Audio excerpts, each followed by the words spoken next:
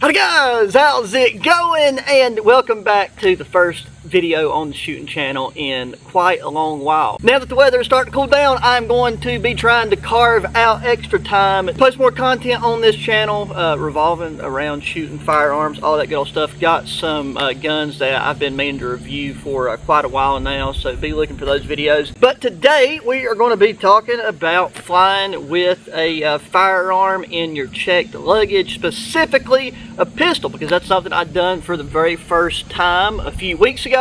And I just wanted to share my experience because there was some information that I was trying to find that I couldn't specifically get answers to. So hopefully this video will be helpful. But I want to preface everything by saying always look up the most current laws and regulations that pertain to transporting a firearm when you're flying. Not only the general laws around it, but also with the specific airline that you're flying on, the states you're going to be going to, what's legal, what's not. At the end of the day, that is all your own responsibility, because this right here pertains, I was flying just specifically with American Airlines. And then also one cool to call back, and I'll link to the video in the video description as well, to most of the gear that's going to be in this, even the stuff that doesn't pertain to the firearm and case and everything itself. Is I was able to get like survival gear and stuff through TSA, no problem, including some items that I didn't think you could, and is in that kind of gray area of what is listed as what you can carry and whatnot. So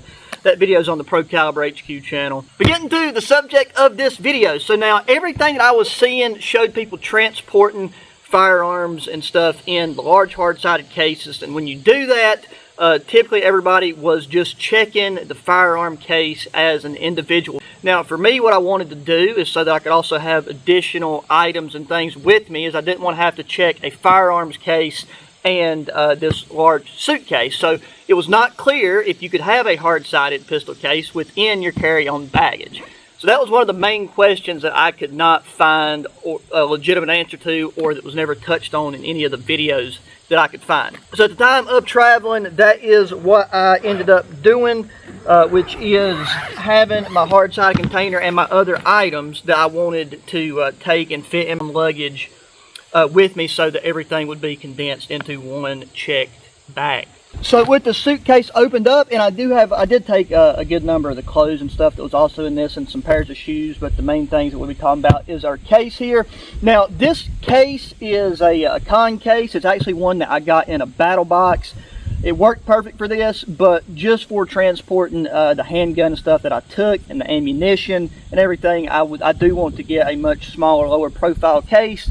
That way, if I had needed to take and pack more more clothing, additional shoes, or additional gear in this checked bag, I could have done that, because this much volume and size for the case is not really necessary. And then like up here at the top, I had my nutsack / man purse that I like to EDC carry when I'm in an urban area, just to keep some essentials and everything. And again, I've got videos on that thing on the ProCaliber HQ channel. But all in all, I got lucky with the fact that this case did fit within the form factor of this particular suitcase. But we'll take now and get this out separately. Now, in order to transport any firearm in as checked luggage or in your checked luggage, you do need a TSA approved hard-sided container. Do not get that confused with just a hard-sided suitcase like I showed you, because you can lock a hard-sided suitcase, but it has to be something like this that can't be cut into or easily pried open. And then there are tons of cases out there. It's really as simple as Googling TSA approved firearm transport cases. The main thing to take note of is that every single lock-in point that is on the case that you're using, you do need a solid lock on there. It doesn't have to be a TSA approved lock. If anything, most of them encourage that you don't do that, because TSA locks typically have like universal keys that are easy to open. I went with 2 separate locks. You don't have to do that. You could use a set of locks that all do use the same key. That can make it easier on yourself, especially if you are transporting a rifle or something that can have 4, 5, 6 of these locking points around the entire case. And again, in that situation, you would have to have a lock on each one of your lock points of the case. But we will take and open this up like so. Okay, so now the first thing that you see, which is very important when you get to the airport, you have to go to the check-in counter. Even though I paid for my checked luggage whenever online before I got there, you have to go to the check-in counter of your airline and then say, you know, hey, I've got a firearm in a locked container within my checked bag. I need to declare it. And then they will give you one of these. You sign it, to fill out that stuff, and then you have to place it inside your container. Now, something I was surprised about, again, this is just my personal experience with the flights that I went on. When I got my flight that was going to my destination, the guy did not even take and have me open the case to inspect everything, you know, so who knows if that's policy or not. And instead of having me place it inside, they had this one and they taped it to the outside of the container. Now, that's definitely not practice, standard practice, and shouldn't be done if your case is going to be transported you know, not inside of a checked bag, because this right here will get ripped off in 2 seconds of being thrown around.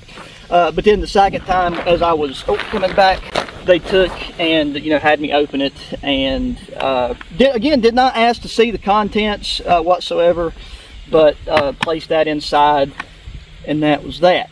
But now I'll take this out, and I didn't even have to cut to the specific firearm because I wanted to have a bunch of items in here, and this is not what I would normally take. Normally, I would be sticking with a Glock 17, but because of where I was traveling to, magazine restrictions and a bunch of just stupid laws, I went with the Rossi 38 Special 5-shot revolver.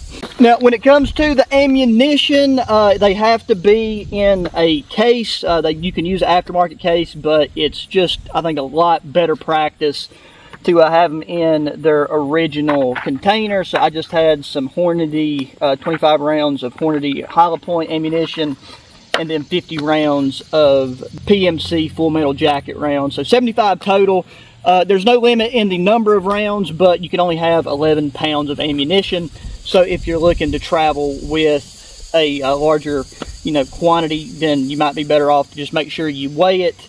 And then you can always buy extra ammunition or have it shipped to wherever it is you're going separately. And then right there, you can see that's the Rossi revolver. Now, you do have to make sure that the firearm is unloaded. For everything I've seen, you don't have to have a weapon lock on it if it fits in your case, and depending on your handgun style, you want to go ahead and throw a weapon lock on there. It's not a bad idea to do that. This right here is just a Falco holster.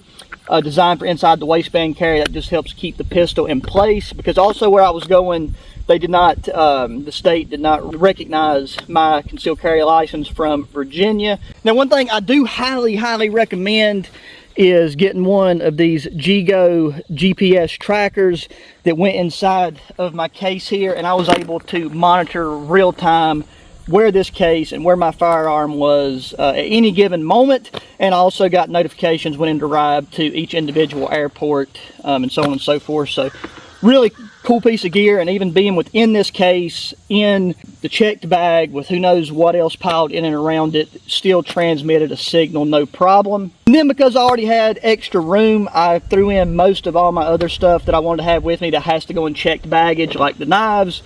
Just had a Mora knife in there for, you know, any outdoor activities. My 2 personal protection that I carried on my person whenever I was at my destination was this Colonel Blades kind of right angle grip that could clip on my belt inside, you know, inside the waistband up front. So you kind of have like an appendix carry draw. So fantastic fixed blade knife. And then I had this Fox Knives thing that I've had since I bought it like in high school. And you can just take and pull this thing out, like it clips on the edge of your pocket, and you've got a really fast deployable karambit. So that was my 2 main pocket knives. Then I always carry a multi-tool on me. This particular one is a rock tool, or rock tool might be how it's pronounced. And then I had flashlights in my backpack that I was carrying during the flight, because you cannot carry an EDC light that has a bezel that could be used to break glass, which makes sense. But this is one that I really like to carry, which is an O light that I got from a Better Bushcraft. And then I just brought a standard pocket knife with me just to have extra. And this is an Artisan Cutlery titanium handle pocket knife, larger size blade. That was everything that I took and carried within the case itself. So there you go, guys. I do believe that is everything, especially the things I want to touch on as far as just carrying a firearm in your checked luggage whenever you're flying. I'll just say it again, make sure you check the up-to-date laws, rules, regulations, especially for the areas, places you're going to. And this is also pretty much specific to flying domestically within the United States, because there's not very many places you could go to where you could probably, you know, carry or have a firearm outside of, you know, their country citizenship and all of that stuff. Keep that in mind. You can also always take and call your airline and get, you know, just direct information and tips and stuff from them, but always worth sharing personal experiences, and hopefully this helps some of y'all, or you at least learn something new. But that's going to do it for this one. Hope to see you guys around this channel, around the Pro Caliber HQ channel. If you're, you know, again, if you're new, first time you're seeing my bearded face, then I will link to all that stuff in the video description. Hit me up in that comment section, thoughts, opinions, questions, and until the next one, adios.